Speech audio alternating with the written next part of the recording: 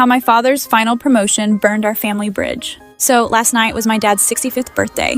And let's just say, the cake wasn't the only thing that got burned. I've spent 12 years working at our family's construction firm.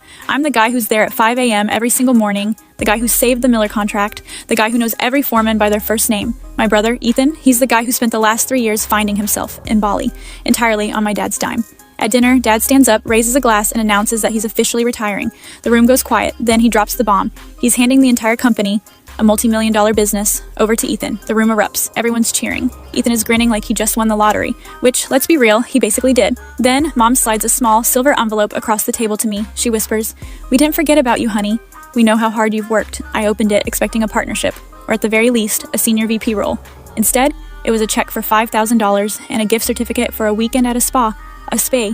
I looked at the check, then at Ethan, who literally does not know how to read a blueprint, and I just lost it. I didn't scream. I just stood up, tapped my glass for attention, and said, "I'd like to thank my parents for the $5,000. It's actually the perfect amount to cover the filing fees for my own new company." The room went dead silent. I looked my dad right in the eyes and said, "Since Ethan is the new boss, I'm sure he won't mind that I'm taking my top 3 project managers with me.